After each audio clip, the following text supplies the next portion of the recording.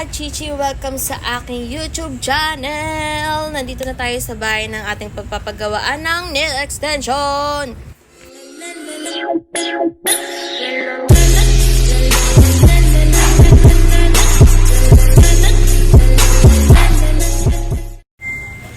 Bago ko pa ilagay ang aking kamay dyan mga kachichi, pinag-disinfect muna ako ni ate. And ayun, nag-alcohol ako. Tapos ayan na, binabrush niya na, nililinis niya muna. And tinanong niya dyan kung makapal ba yung cuticle ko. And ayun, hindi ko nga alam mga kachichi. Pero sabi nung iba, nung mga nag-manicure sa akin dati, manipis lang daw.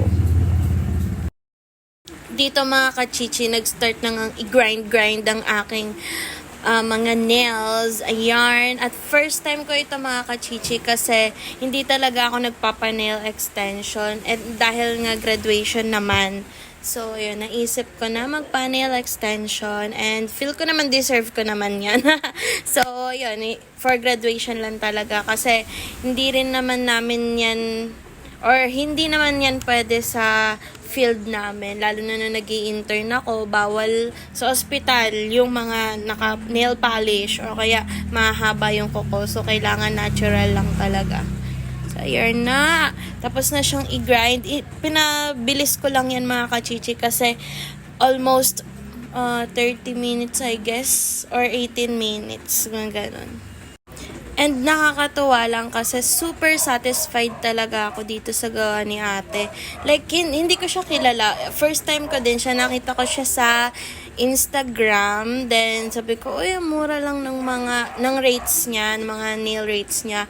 So, sabi ko, okay, grab ko na agad to. So, ayun, nagpa-book agad ako ng appointment. Nakailang book pa nga ako kasi una yung nakuha na ng iba, tapos yung isa naman bawal naman, ganun.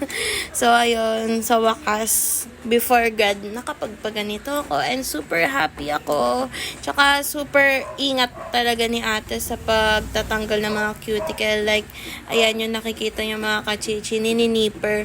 So karamihan talaga nakakatakot yung ganyan kasi 'di ba parang masusugatan ka, pero ayan sa kanya hindi naman ako nasugatan. And ayun, ingat na ingat talaga siya. At natanggal talaga yung mga gusto kong matanggal na mga kalyo, ganun, cuticle, keme-keme. Kung nakikita nyo mga kachichi, yung mga nail extension dyan sa gilid, yung transparent na yan, ayan yung ilalagay sa kuko ko. And na napili na yan sa akin, na fit na yan bago pa ayan ilagay dyan. Kasi kailangan fit dun sa pinaka-kuko ko. Hindi siya sobra, hindi naman sobrang liit, ganun. Basta sakto siya sa kuko ko. So ayan na yung mga sizes na napili. At ayun, inaana na ni ate, nilalagyan niya na ng I think base coat yan. Pero correct niya na lang ako kasi ayun nga, nakalimutan ko na yung mga tawag-tawag sa ganyan nilalagay. Kasi high school pa ako noon. And ayun, ang dami ng pinagbago ngayon sa manicure, keme-keme. So, ayun, hindi ko siya alam. Isa na to mga kachichi sa mga pinakahihintay natin ang pagkakabit ng nail extension. Ayan, ganyan nga siya kahaba. Pero hindi pa siya ganyan kahaba talaga totally kasi pinaputulan ko siya. Dahil sabi ko baka masugatan ko si Stanley Art, ang aking kapatid. At hindi ako sanay sa mahabang kuko. So, ayun, baka mahirapan akong gumawa ng mga ilang bagay tulad ng pagpapaligo sa kanya. Hindi lang pala basta-basta na dinidikit yan. So, grind pa yan ni ate.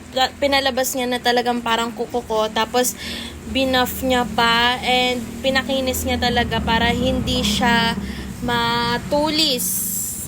Next ay pinapili niya ako ng gusto kong kulay na base. At dahil nga ang aking susuotin for my graduation na damit ay light pink, pinili ko yan, yung kulay na yan, light pink siya. So, super cute niya. Kahit ayan lang yung kulay niya, super ganda na talaga ng pagkakagawa. Pero, ayun nga mga kachichi, nung graduation ko, nag-iba na ako ng damit, naging white na. Pero okay lang kasi yung kulay ng ng nails ko ay okay lang naman dahil nga white naman yung damit ko. So, kahit babagayan niya. So, okay lang. Ayan mga kachichi, nakailang din. Parang dalawang patong para lumabas yung kulay ng pink talaga. Ito naman ay ang tinatawag na blush. Yan, blush ang tawag dyan. Kasi may tatlo akong pictures na inspo na sinend kay ate. And hindi talaga ako makapamili, mga kachichi. Kaya sabi niya, kung hindi ko makapamili, ilagay na lang natin to lahat ng design. So, yung kuko ko, ang kinalabasan ay halo-halong design sa tatlong inspo. So, ayan. Blush. Super ganda niya talaga, mga kachichi. Kung nakikita nyo lang sa personal, ganyan pa lang, wala pa yung mga charm, wala pa yung mga 3D keme. Ang ganda niya na.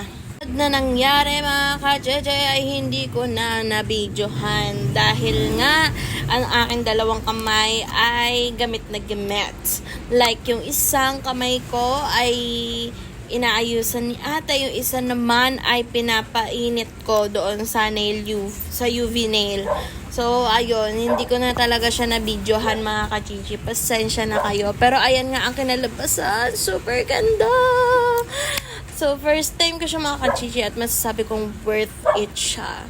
Worth it yung bayad, yung oras ng pagod ni ate, so much. Ayan yung mga pictures bago pa ang lahat-lahat. Okay.